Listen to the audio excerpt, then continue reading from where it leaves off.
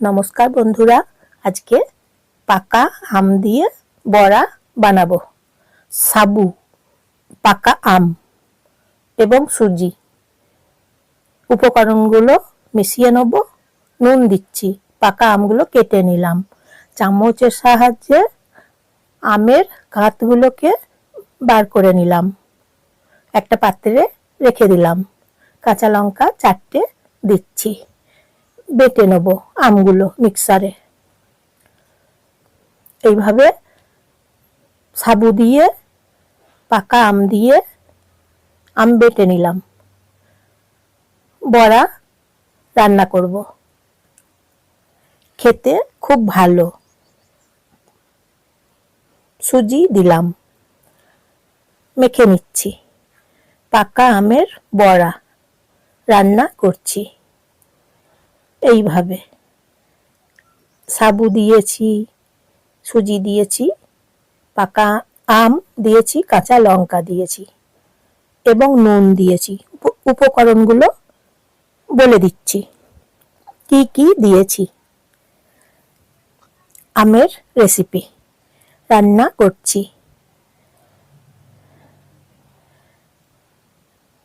Butter দিয়েছি।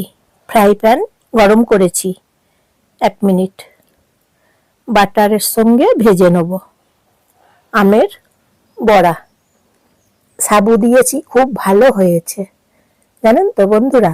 একটা একটা করে ছেড়ে দিলাম। বাটার দিয়ে ভেজে নিচ্ছি। আমি জয়া। আপনারা সবাই জয়ার রান্নাঘর থেকে নমস্কার নেবেন, ভালোবাসা নেবেন সবাই। পাকা আমের বড়া বানাচ্ছি। উল্টে দিলাম। 2 পিঠ ভেজে নিচ্ছি কম আঁচে।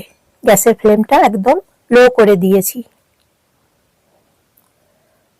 লো ফ্লেমে ভেজে নিচ্ছি পাকা আমের বড়া রেসিপি। বন্ধুরা লাইক করে দেবেন প্লিজ এবং সাবস্ক্রাইব করে দেবেন প্লিজ। বন্ধুরা আমের বড়া কেমন হয়েছে বলবেন। লাইক, শেয়ার, কমেন্ট করবেন। আপনাদের প্রিয়জনদের সবাইকে শেয়ার করে দেবেন। উল্টে দিলাম। 2 পিঠ উল্টে লো ফ্লেমে ভেজে নিচ্ছি। গ্যাসের ফ্লেম একদম কম করে দিয়েছি। পাকা আমের বড়া খুব সুন্দর একটা রেসিপি। সকালে, বৈকালে বা সন্ধ্যের সময় আপনারা খেতে পারবেন। এইভাবে খেয়ে নেবেন। বড়াগুলো এই যে একটা পাত্রে রেখেছি। তাহলে বন্ধুরা সাবস্ক্রাইব একটা করে দেবেন। একটা পাত্রে এখন রেখেছি বড়াগুলো। আপনারা একবার দেখবেন, খুব সুন্দর হয়েছে।